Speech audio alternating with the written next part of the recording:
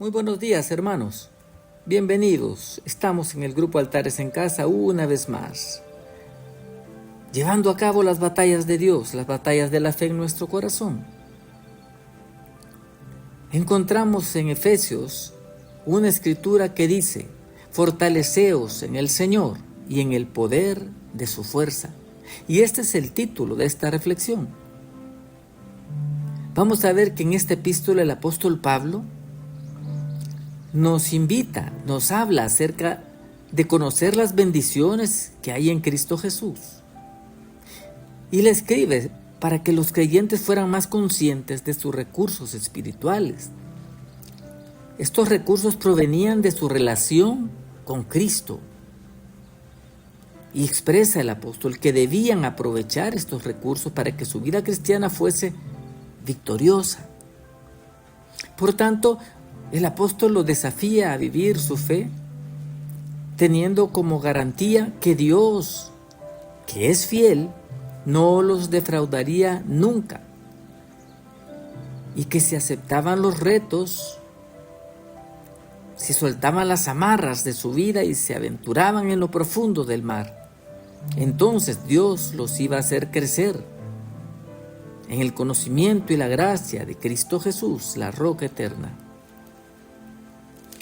El pueblo de Israel lo vemos en un contexto que es un pueblo por naturaleza guerrero, porque siempre estaba en la lucha por la tierra prometida, allá al otro lado del Jordán, tierra que estaba ocupada por tribus guerreras paganas, a las cuales ellos debían vencer y derrotar, y debían erradicarlos, borrarlos de la tierra. Esto, hermano, el cruce del Jordán marca el último límite entre el desierto donde conocemos que vagaron por 40 años y la tierra prometida, que es el comienzo del cumplimiento de la promesa de Dios a Israel, una tierra donde fluye leche y miel. En el libro de Primera de Crónicas, capítulo 12, se nos habla de los soldados de David, hombres de guerra que estaban armados con arcos y eran, dice, expertos guerreros, tanto que podían disparar sus arcos con ambas manos. También eran expertos en escudo, en lanza, en flechas. Dice la palabra que eran tan fieros estos hombres que los compara a leones y veloces como ciervos en las montañas. Eran tan letales que la Escritura dice en el verso 14 que el más débil entre ellos podía enfrentar 100 soldados y vencerlos, y el más fuerte 1000 hombres y vencerlos. Cuando se habla de estos guerreros, se dice que no tenían doblez de corazón, por eso los pueblos les temían. Como el comienzo de todo esto es Josué, quien los introduce a la tierra prometida, Dios necesitaba a un líder que confiara con valentía en que Dios era quien estaba en control. Dios le pide obediencia a José. No le pide que sea el gran héroe o que haga grandes sacrificios personales o proezas como Sansón. No. Generalmente el hombre, hermano, tiende a confiar en su fuerza, en sus propias fuerzas, en sus capacidades. Y esto es precisamente lo que el apóstol Pablo expresa en la epístola a los Efesios cuando dice, en clara exhortación, le dice: fortaleceos en el Señor y en el poder de su fuerza. Nunca nos habla de cualidades humanas extraordinarias, nos habla de arriesgar todo, de arriesgar la vida incluso, pero haciendo exactamente lo que Dios les demanda, obedeciendo su voluntad. Es todo lo que el Señor les pedía.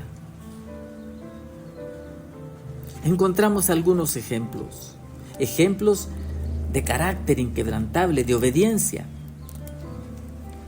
Tenemos a Sadrach, Mesach y Abednego, hombres conocidos como hombres de fe, hombres de convicción que ante las amenazas no se doblegaron, ante las amenazas de un horno de fuego que los esperaba, no se rindieron, no se debilitaron delante del rey. El rey Nabucodonosor, que era un hombre temido, con una valentía que sobrepasa todo lo imaginable, cualquiera diría que raya en la locura, enfrentaron en Daniel 3:16 al rey Nabucodonosor. Llama la atención el valor de estos hombres, porque la amenaza era una amenaza real. Y el rey Nabucodonosor les pregunta: ¿están dispuestos a postrarse y adorar la estatua que yo he hecho? Y contestan con una gallardía y una entereza sorprendente. El rey le dice: ¿quién habrá que pueda librarlos de mi mano, del horno de fuego? Ellos le contestan: he aquí nuestro Dios a quien servimos. Puede librarnos, oh rey, del horno de fuego ardiendo, y de tu mano nos librará. Pero si no nos libra, sepas, oh rey, que no serviremos a tus dioses, ni tampoco adoraremos la estatua que has levantado. Esto hizo que el rey demudara su rostro. Dice que el rostro le cambió, se llenó de ira. Y los envía al horno de fuego, y son lanzados al horno de fuego. Cuando el rey Nabucodonosor mira la imagen de 4 personas dentro del horno de fuego, los llama siervos del Dios Altísimo, le dice. Y ellos salen del horno libres del fuego. Dice que ni siquiera sus ropas olían a humo. Nabucodonosor, el rey soberbio, altivo, da gloria a Dios y dice: bendito sea el Dios que libró a sus siervos que confiaron en Él, que entregaron sus cuerpos antes que servir y adorar a otro Dios, que es su Dios. En esto no se equivocó Nabucodonosor, tanto que dictó sentencia de muerte contra aquel que blasfemara contra el Dios de Sadrach, Mesach y Abednego. Estos hombres se fortalecieron en el Señor y en el poder de su fuerza. Muchos comentaristas bíblicos dicen que no hay otra razón que pueda explicar esa certeza, esa convicción que tenían. Conocían los portentos del Todopoderoso en Egipto, el Mar Rojo. Lo habían comentado en innumerables jornadas. Platicándolo habían hablado, habían llenado su corazón con estas historias, donde Dios había hecho portentos con su pueblo. Dios ardía, por tanto, en el corazón de ellos. Lo tenían tan presente. Y es interesante que no condicionaron a Dios como obligado a librarlos. Ellos dijeron: puede librarnos, pero Él es Dios y puede hacer lo que quiera. Y está bien, lo entendemos, pero nosotros vamos a respetarlo y vamos a obedecerlo contra todo. Esto es una fe legendaria, hermano, para alimentar nuestro corazón en tiempos de dificultad, en tiempos de prueba, hermano. Ya tenemos ese ejemplo maravilloso que está escrito en la Biblia para nuestra edificación. Hay un segundo ejemplo en Primera de Samuel, en el capítulo 17, cuando el rey David se ofrece para ir a pelear contra el gigante Goliat. Todos hemos oído esta historia. Era un paladín que se paraba entre los filisteos y confrontaba al pueblo de Israel. David se ofrece como un muchacho inexperto, sin requisitos físicos necesarios, pero él se ofrece para ir a pelear la batalla. Su hermano Eliab menospreció a David Cuando lo encontró entre los soldados, platicaba con ellos. Entonces le pregunta a David: ¿a qué has venido acá? Vete a cuidar las pocas ovejas que tienes allá, dijo, en casa. Menospreciado. Le dijo: yo conozco que eres malicioso y has venido a ver la batalla, a ver cómo los hombres se matan unos a otros. Eso fue lo que le dijo. Cuando el rey David se presenta y dice: ¿quién es este filisteo incircunciso para que desafíe a los escuadrones del Dios viviente? Saúl oyó de esta palabra y lo mandó a llamar. Cuando lo vio, le dijo: no podrás ir tú contra aquel filisteo para pelear con él, porque tú eres un muchacho. Él es un hombre de guerra, experimentado desde su juventud, es un gran guerrero. David conocía personalmente al Dios viviente y le cuenta al rey Saúl, algo excepcional. Y le habla de su encuentro con fieras salvajes. Allá en los campos donde él pastoreaba, había tenido encuentros contra bestias feroces. Y le cuenta cómo Dios le había dado la victoria y lo había acompañado. David tenía bien claro que no era su fuerza que lo había librado, no eran sus armas, sino Dios. Le dice en el verso 34: tu siervo era pastor de ovejas, y cuando venía un león o un oso y tomaba algún cordero de la manada, yo salía tras él. Lo seguía, le dice, y lo hería, y lo libraba de su boca. Yo le echaba mano de la quijada y lo hería, y lo mataba. Esto sonaba como alguien fuera de sí, hablando locuras. Insiste, David le dice: fuese león, fuese oso, tu siervo lo mataba. Y este filisteo incircunciso será como uno de ellos, porque ha provocado al ejército del Dios viviente. David nunca dudó que era Dios quien hacía estas proezas, porque ¿quién puede enfrentarse a bestias salvajes y ganar? Yo me pregunto, ¿has visto la furia de un león cuando come y tiene a su presa? Nadie se le acerca, es terrible, por no decir casi imposible derrotarlo. Tiene un instinto a matar por su presa. No hay quien pueda arrebatársela. Tiene una agilidad increíble y es fiero. Piensa, ¿y un muchacho podría arrebatarle la presa? El león iba a luchar hasta la muerte por el instinto que tenía, que manda en ellos. David jamás se envaneció por esto. Al contrario, no lo había contado, lo guardaba en su corazón. Pero se vio obligado a hablarlo por la coyuntura de que había un desafío. Y la fe de David estaba delante.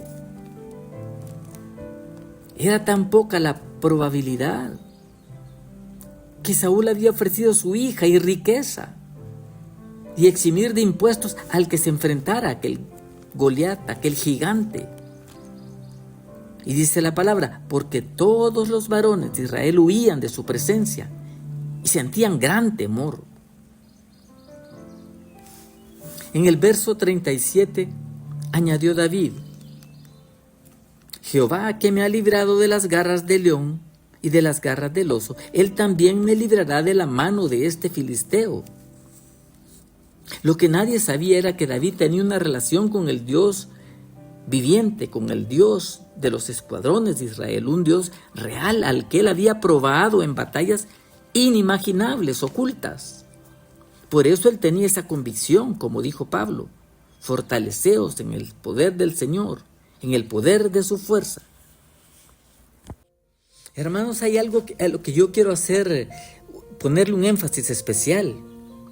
Y es que Dios había preparado aquel pastorcillo en las noches de vigilia, con el techo de las estrellas encima. Dios había entrenado a aquel hombre a confiar en él.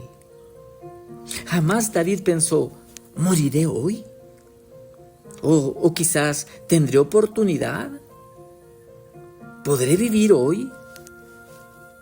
David estaba emocionado, estaba confiado, se sentía seguro, porque él lo había probado al Dios eterno.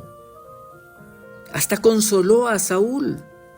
Con todo respeto, le dice, no desmaye tu corazón. Aunque realmente le dijo que no desmaye el corazón de ninguno de ustedes, porque tu siervo irá. No te preocupes, Saúl, le dijo.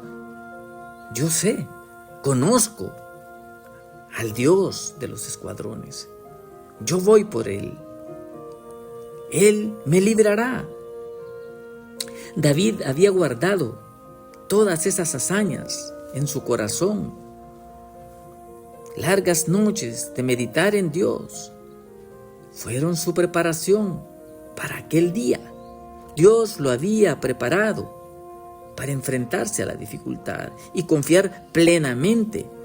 David sabía que no podía derrotar jamás a un oso. En un documental vi cómo un lobo quiere disputar la presa. Es la hembra alfa y quiere mostrarle a los demás que es valiente. Y se queda más cerca del oso. Y en un zarpazo, en un segundo, solo se oye el quejido del lobo y queda tirado, herido mortalmente por un solo zarpazo. ¿Cómo un muchacho podía vencer a un oso? En este momento, hermanos, yo te invito a que pienses dónde Dios te tiene. Quizás en dificultades. Dios te está preparando para cuando llegue la prueba, para cuando llegue la calamidad. Tú estarás fundado sobre la roca. ¿Recuerdas esta enseñanza? Para ambos, los que fundaron sobre la roca o sobre la arena, vinieron las pruebas, los vientos, los ríos que soplaron con gran ímpetu y dieron contra aquella casa. Solo el que estaba en la roca logró sobreponerse, logró vencer. En Efesios 6:11, Pablo les dice, vestíos de toda la armadura de Dios, para que podáis estar firmes contra las acechanzas del diablo. Verso 12, porque no tenemos lucha contra hombres de carne y sangre, no, sino contra principados, potestades, gobernadores de las tinieblas, huestes espirituales de la maldad. ¿Te atemoriza esto acaso? El ejemplo está en David. Él había probado a Dios en batallas. Tenemos que empezar a pelear nuestras batallas delante de Dios y ver al que está detrás, al que nos quiere vencer y humillar a Satanás. Verso 13 dice, tomad toda la armadura de Dios, para que podráis resistir en el día malo, y habiendo acabado todo, ¿qué? Estar firmes. Y nos da algunos implementos de batalla, ceñidos los lomos con la verdad, vestidos con la coraza de justicia, calzados los pies con el apresto del evangelio de la paz. Sobre todo, tomad el escudo de la fe, con el que podáis apagar todos los dardos de fuego del maligno, y el yelmo de la salvación, y la espada del Espíritu, que es la palabra de Dios. El único elemento de atacar aquí, de ir encima del enemigo, es la espada. Y esto es la santa palabra de Dios. Nosotros en Altares en Casa siempre estamos invitando, exhortando a que conozcas la palabra de Dios. Esa es tu fuerza. Concluye el apóstol Pablo, dice, orando en todo tiempo con toda oración y súplica, como un hombre de Dios humilde, velando en ello con toda perseverancia y súplica. Hermanos, retomemos esto. El desafío de la fe cristiana es la obediencia a los mandatos de Dios. 3 ejemplos. Josué 1500 años antes había sido el hombre ejemplar de Dios. Sadrac, Mesac y Abed-nego desafiaron al rey Nabucodonosor porque conocían al Dios eterno, habían confiado en él. David, otro guerrero de la fe. Estos nos enseñan que la fe que ellos tenían no requería de que entendieran todo lo que Dios estaba haciendo en ellos, o con sus vidas. Tampoco que entendieran el por qué. Es al contrario. Lo que no se ve es una locura. No, se llama fe. La convicción de lo que no se ve, la certeza de lo que se espera, que Dios está ahí. Dios es el objeto de nuestra fe. Y Josué, cuando caen los muros de Jericó, no fue por la fuerza de Josué. Cayeron sin levantar un arma. Cayeron por la fe. Tus problemas, hermanos, caerán milagrosamente delante de ti si tú confías, si obedeces, si persistes y te quedas firme creyéndole a Dios. En el verso 13 decía el apóstol Pablo que podráis resistir en el día malo y habiendo acabado todo, estar firmes. Este es el propósito de Dios con tu vida y con mi vida. Los hombres de la fe, los guerreros de la fe, están como ejemplos para edificar nuestras vidas. No queremos un Dios de oídas, queremos un Dios al que hemos probado en nuestras batallas. Dice la palabra de Dios: fieles son las heridas del que ama. Nosotros nos vamos a mantener fieles a Dios, orando en todo tiempo, perseverando con toda oración y súplica.